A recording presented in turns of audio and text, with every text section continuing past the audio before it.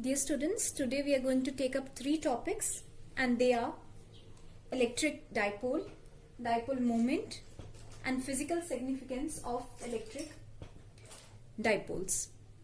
First of all, talking about electric dipole. Dear students, electric dipole is basically a system of two charges which are equal but opposite, which means both the charges will have same magnitude, say Q. However, they'll be opposite. For example, if this is minus, it would be plus. So, my electric dipole, it consists of a system of two charges which are equal in magnitude but their nature is different. For example, if first is negative, the other one would be positive. And the third condition is that they are separated by some distance, which is 2a in this case. Now, if I define electric dipole, it would be a pair of equal and opposite charges, say plus q and minus q, which are separated by some distance 2a. The middle point of the locations of these charges, say if this is the middle point, it is called the center of the dipole. So this is about our electric dipole. Now moving on to the second term, which is a dipole moment. Now our electric dipole moment, it determines the strength of an electric dipole. How strong is our electric dipole? Since it has both direction and magnitude, our dipole moment is a vector quantity. It is represented by P vector. We have a small p vector, and so our dipole moment is represented by small p vector. Now magnitude of our dipole moment is given by product of either charge and distance, which means we can have either of the two charges. Say if I take it as q and the distance between them is 2a. So my magnitude of dipole would be equal to q into 2a. Hence the magnitude comes out to be q into 2a. So 2aq is the magnitude of my dipole moment. Now direction of my dipole, as I told, it is a vector quantity. So if I want to represent my dipole moment in vector quantity, q is not a vector quantity, it is a scalar, so I cannot put an arrow. However, distance, if taken into vector quantity, I have to put an arrow here. So representing my dipole moment in vector quantity, I get is at p equal to q into 2a vector. P vector is equal to q into 2a vector. So this is my dipole moment. Now we know the SI unit of charge is coulomb and that of distance 2 is a constant, so it does not have any SI unit. However, my A, that is distance, it has SI unit equal to meter. So my SI unit for dipole moment would be SI unit of charge into SI unit of distance, so it is coulomb meter.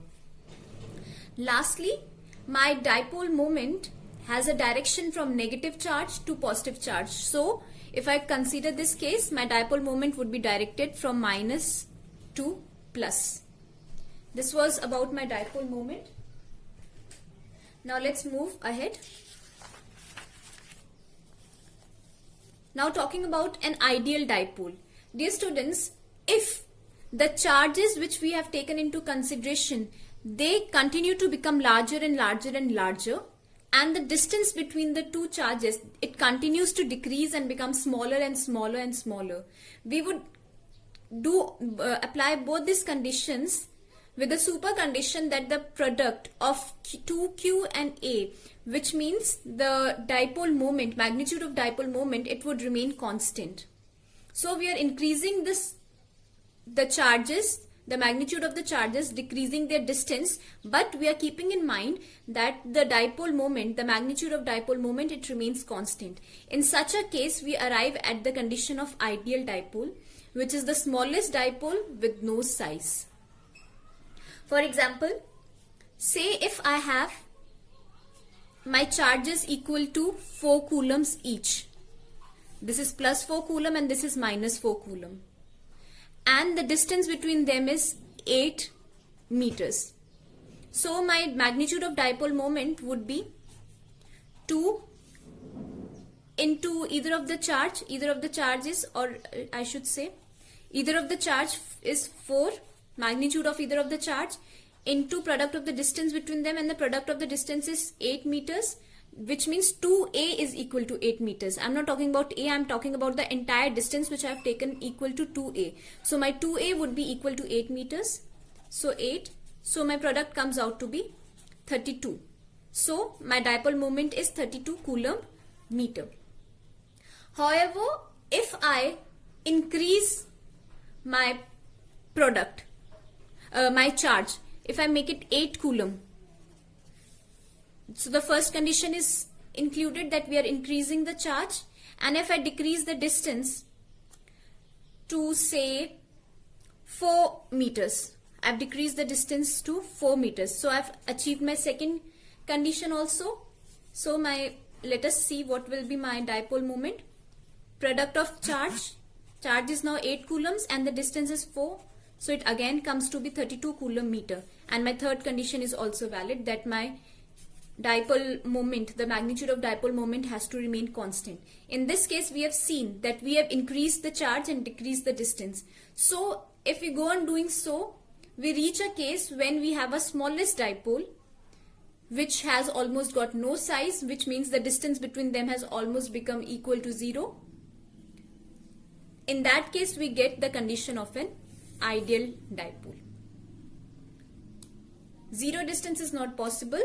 It almost becomes negligible, worth neglecting.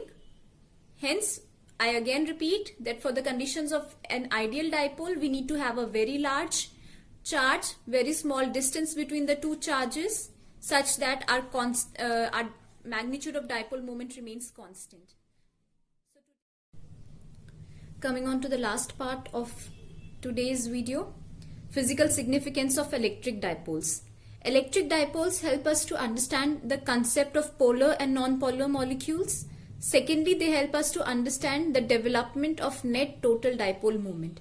We'll be dealing with the concept of polar, non-polar molecules and total dipole moment in our next chapter when we talk about electric polarization. So today in our lecture, we have studied about electric dipole, dipole moment, physical significance of electric dipole, plus we have discussed about ideal dipole. So please go through this video, and if you have any problem, you can kindly ask about the same. Thank you.